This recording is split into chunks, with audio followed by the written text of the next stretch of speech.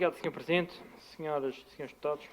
Voltamos a discutir nesta Casa um tema quente no que ao ordenamento florestal e ao dinamismo da conservação da natureza diz respeito. E esta é uma questão que nunca teve consenso e que tem levantado muitas dúvidas nos últimos anos. Um tema que, inclusive, trouxe a este plenário um debate potestativo da autoria do JPP e também uma iniciativa inédita apresentada por um grupo de cidadãos, onde milhares de pessoas subscreveram um pedido de alteração ao regime silvopastoril e que na altura mereceu a recusa do PSD, mas o voto favorável de diversos partidos da oposição, incluindo o CDS-PP, agora representado pela senhora deputada Ana Monteiro e pelo senhor deputado João Manuel Rodrigues. Hoje sabemos que a história não será assim. Mas falando em história, e indo ao encontro da amabilidade do PS em fazer este apanhado histórico, não posso deixar de referir que a produção animal representou, de facto, ao longo da nossa história, um complemento à subsistência das populações e um pilar fundamental que permitiu manter a produtividade da agricultura, aliviar o trabalho no campo, alimentar a população em tempos de crise e escassez e deslocar pessoas e bens, construindo a paisagem típica que tanto caracteriza a região autónoma da Madeira. Admitimos, tal como admite o proponente, que nesta mesma história também existiram práticas nocivas para o nosso património natural, quando um pastoreio livre e desordenado foi completamente danoso para as nossas serras, e nisto todos os partidos que têm assento nesta Casa estão de acordo.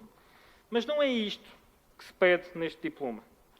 O que aqui discutimos é um regime silvopastoril que permite um ordenamento dos animais em pastoreio, presença permanente de um pastor a controlar os rebanhos, uma atividade de pastoreio disciplinada que permitirá implementar uma recuperação do coberto vegetal com o simultâneo controle de algumas plantas invasoras, entre as quais as duas, se calhar mais problemáticas, a giesta e a carqueja, diminuindo esta carga vegetal combustível, que é um dos principais impulsionadores dos incêndios florestais. No fundo, o que aqui discutimos e o que se pretende é que se utilize este gado para limpar grande parte das invasoras e da carga vegetal excedente nas nossas serras, algo que atualmente custa milhões e milhões de euros aos contribuintes madeirenses, que tem envolvido herbicidas de alto espectro de ação, que contaminam as nossas águas e que não raras vezes implica também a utilização de maquinaria pesada que provoca revolvimentos de solos altamente nocivos à nossa floresta pelos elevados índices de erosão e pela disseminação de sementes de plantas exóticas. E os resultados estão à vista de todos e basta ir ali à Avenida do Mar e olhar para cima. Cresce a área coberta de invasoras que entram ferozmente no coração da Lauro e Silva. Só não vê quem insiste em não querer ver. E é preciso que se repita esta questão incessantemente. Não é o pastoreio que destrói a floresta. O grande destruidor da floresta tem sido o fogo florestal, a maior parte dele resultante do abandono e da falta de presença nas nossas serras. E estes incêndios têm sido, de facto, frequentes, têm sido devastadores, consumindo milhares de hectares do nosso rico património natural. E só não foram piores nos últimos anos, dada a intervenção dos meios de combate aéreos, que durante anos foram exigidos pela oposição e agora são uma realidade. Mas é necessário, no nosso entender, ir mais além. Investir na prevenção ao invés de investir apenas no combate. E é isto também que é trazido por este diploma. É necessária a criação de faixas de descontinuidade que sirvam de tampão ao avanço dos incêndios, criados por este gado devidamente ordenado, que irá ainda garantir a fertilização dos solos, porque o gado, de facto, traz adubo natural, elementos químicos à terra que são importantes para as florestas e que são importantes para os ecossistemas florestais. Temos exemplos recentes de incêndios que atingiram zonas de altitude até então impensáveis, onde poderiam ter existido estas faixas de transição com pastoreio que iriam conter estes fogos florestais devido à ausência e à falta de existência de combustível vegetal.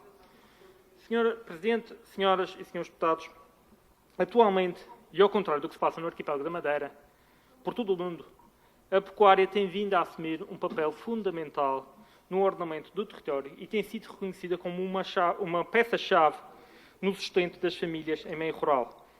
Temos exemplos de sucesso, mesmo aqui ao lado, no arquipélago das Canárias, onde os pastores desenvolvem ações de prevenção de incêndios florestais com medidas que incluem a limpeza de terrenos através do pastoreio devidamente ordenado, e os resultados são públicos, são visíveis e, inclusive, já deram origem a diversas publicações científicas.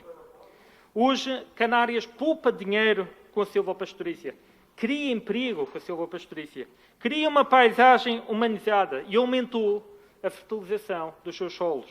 O governo canariano rapidamente percebeu que se afigurava caro e economicamente impraticável manter uma gestão da biomassa florestal sem a sua redução através do pastoreio, uma vez que esta era a opção mais barata e a opção mais fácil de implementar. É necessário seguirmos este bom exemplo. Já é tempo do Governo Regional deixar cair o mito antigo de que os pastores são inimigos da floresta e que estão de costas voltadas para a natureza. De que a floresta da Madeira apenas pode ser defendida e mantida pelo Governo Regional. Os pastores não são inimigos da serra, nem são inimigos de quem protege a serra. Antes, pelo contrário. Até porque é da serra que depende a sua subsistência, portanto, é do seu interesse a sua preservação.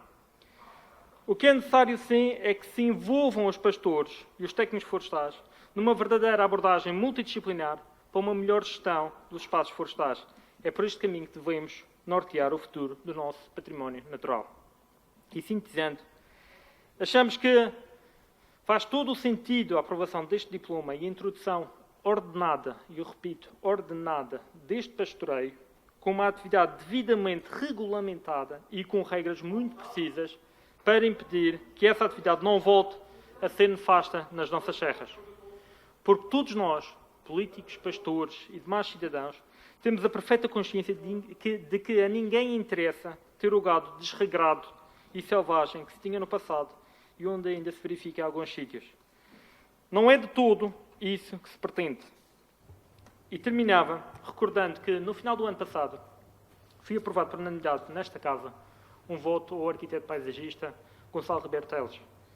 Destacava-se, e destacou o PSD, o legado e o trabalho inestimável de uma figura pioneira na arquitetura paisagística em Portugal. E bem, mas foi o mesmo Gonçalo Ribeiro Teles que afirmava e reafirmava a importância e o papel fundamental da silvopastorícia na proteção ambiental. Defendia, por palavras próprias, que a pastorícia é indissociável da floresta. Escutou o seu tempo? E termino já, referindo que nós partilhamos desta ideia, nós partilhamos destes ideais. Já é tempo de mudarmos o paradigma, de implementarmos medidas integradas, complementares ao ordenamento florestal e de rompermos com mitos que hoje se revelam errados.